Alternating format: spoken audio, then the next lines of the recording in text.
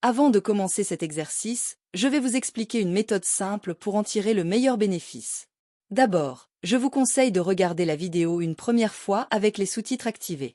Cela va vous aider à mieux comprendre le contenu, en faisant le lien entre ce que vous entendez et les mots écrits. Ensuite, regardez la vidéo une deuxième fois sans les sous-titres, pour vous concentrer uniquement sur l'écoute et renforcer votre compréhension auditive.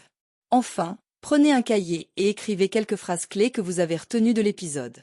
Ce sera une bonne façon de consolider ce que vous avez appris tout en pratiquant l'écriture en français. En suivant cette méthode, vous verrez des progrès dans votre compréhension et votre capacité à vous exprimer en français. C'est parti! L'urbanisation rapide et les transformations qu'elle engendre sur le tissu social des villes sont des phénomènes aussi anciens que les grandes métropoles elles-mêmes. Toutefois, la manière dont certains quartiers urbains populaires se transforment aujourd'hui, avec l'arrivée de nouvelles populations plus aisées, suscite des débats sur les conséquences sociales de ces transformations. Un phénomène clé dans cette transformation est la gentrification. Par exemple, le quartier de Brooklyn à New York, autrefois symbole de diversité culturelle et sociale, est aujourd'hui devenu un centre prisé des jeunes professionnels et entrepreneurs fortunés, au point de rendre presque méconnaissable son caractère d'origine. Ce changement a des conséquences variées sur les habitants, les commerces et l'atmosphère même du quartier. La gentrification, généralement définie comme le processus par lequel des quartiers populaires deviennent progressivement des zones résidentielles plus aisées à la suite de l'arrivée de nouvelles populations plus riches, suscite de nombreuses questions sur les effets économiques et sociaux qu'elle entraîne. Pour certains, elle est un levier de revitalisation urbaine, permettant de rénover des quartiers souvent délaissés et d'attirer de nouveaux investissements. Cependant, pour d'autres, elle représente un facteur de disparition des populations locales, un processus d'exclusion qui renforce les inégalités sociales et efface les identités culturelles. Dans ce contexte, nous devons nous demander si la gentrification est véritablement un processus qui profite à tous ou si elle est, au contraire, un facteur de déséquilibre social. La gentrification des quartiers urbains est-elle un moteur de progrès pour les villes, ou un phénomène qui aggrave les injustices sociales? Pour répondre à cette question, nous allons d'abord explorer les avantages économiques et sociaux que ce processus peut offrir. Ensuite, nous nous pencherons sur ses conséquences négatives, notamment en ce qui concerne l'expulsion des populations et la perte d'identité culturelle des quartiers. L'un des principaux avantages de la gentrification réside dans sa capacité à revitaliser économiquement les quartiers urbains en déclin. De nombreux quartiers populaires, souvent caractérisés par une faible activité économique, des infrastructures dégradées et un manque d'investissement public, connaissent un véritable renouveau grâce à l'arrivée de populations plus aisées. Ce phénomène entraîne une augmentation des investissements privés et publics, qui se traduisent par la réhabilitation des immeubles, l'amélioration des infrastructures, la création de nouveaux commerces et l'apparition de nouveaux services.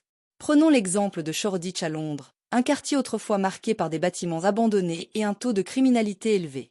Aujourd'hui, c'est l'un des quartiers les plus dynamiques de la capitale britannique, prisé par les créatifs et les entrepreneurs. L'attrait pour ce quartier a généré des investissements dans la rénovation des immeubles, la création d'espaces verts et l'amélioration des transports publics.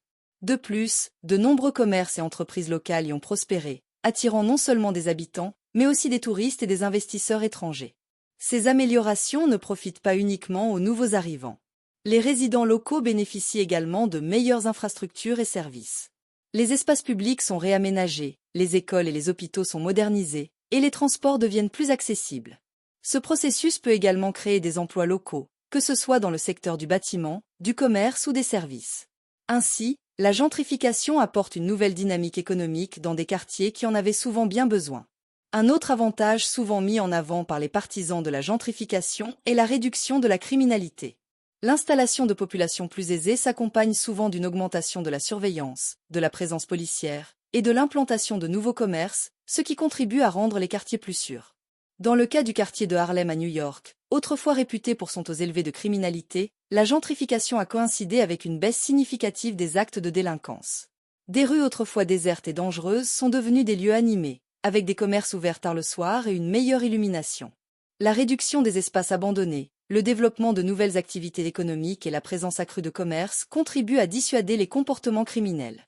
De plus, l'amélioration de la sécurité dans ces quartiers rend ces zones plus attractives pour les familles et les jeunes professionnels qui recherchent un environnement à la fois dynamique et sûr. Ce phénomène peut également bénéficier aux habitants d'origine, qui profitent d'un quartier plus sécurisé, sans nécessairement avoir à déménager. La gentrification peut également être un facteur de diversification économique et sociale.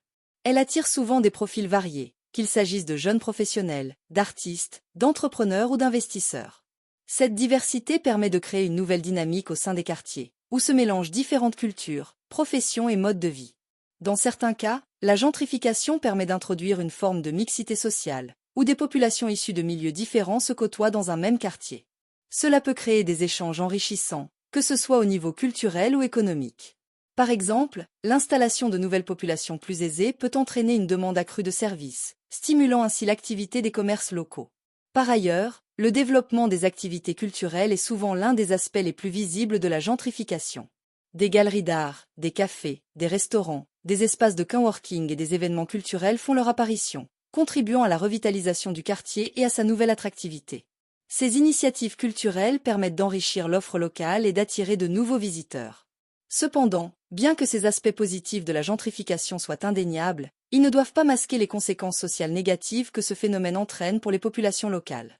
Le principal inconvénient de la gentrification est qu'elle entraîne souvent l'expulsion des populations locales, en raison de la hausse des prix de l'immobilier et des loyers.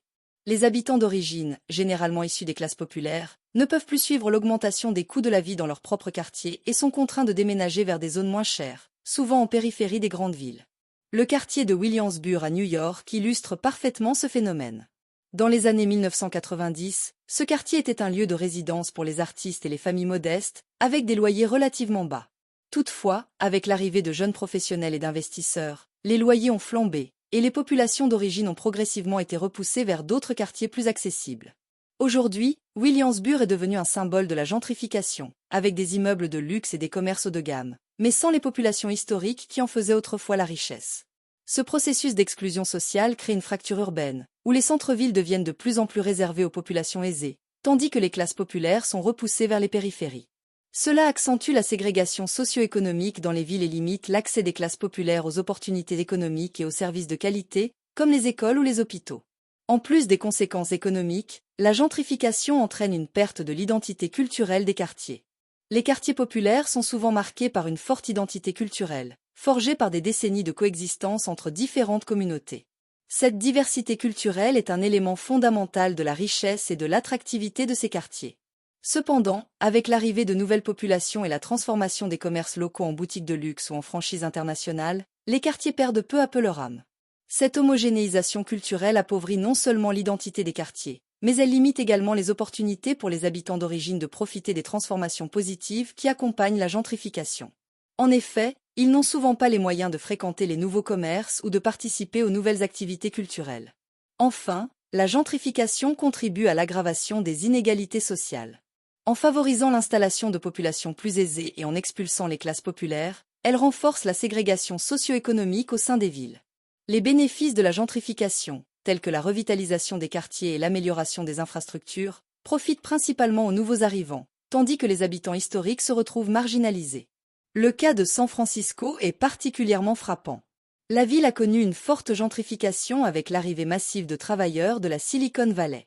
Les prix de l'immobilier ont explosé, et les classes populaires ont été contraintes de quitter la ville pour s'installer dans des zones plus abordables, souvent loin des centres économiques. Cela a créé une ville divisée, où les inégalités sont plus marquées que jamais. Ce phénomène d'exclusion accentue la fracture sociale et réduit la mobilité sociale des populations les plus vulnérables. En étant repoussées vers les périphéries, elles se retrouvent éloignées des opportunités d'emploi, des services publics de qualité et des réseaux économiques et sociaux qui pourraient les aider à améliorer leur situation. La gentrification est un phénomène ambivalent, à la fois source de progrès économique et d'injustice sociale. Si elle permet de revitaliser des quartiers en déclin, de réduire la criminalité et d'attirer de nouveaux investissements, elle provoque également des phénomènes d'exclusion, une perte de l'identité culturelle et une aggravation des inégalités sociales. Pour que la gentrification soit un processus inclusif et équitable, il est essentiel que les pouvoirs publics mettent en place des politiques urbaines adaptées. Parmi celles-ci, l'encadrement des loyers, la création de logements sociaux et le soutien aux commerces locaux sont des mesures qui pourraient limiter les effets négatifs de la gentrification. De plus, il est important de promouvoir la mixité sociale afin de garantir que les populations locales ne soient pas marginalisées. En définitive, la gentrification n'est pas intrinsèquement bonne ou mauvaise. Son impact dépend de la manière dont elle est gérée et de la capacité des villes à trouver un équilibre entre développement économique et justice sociale.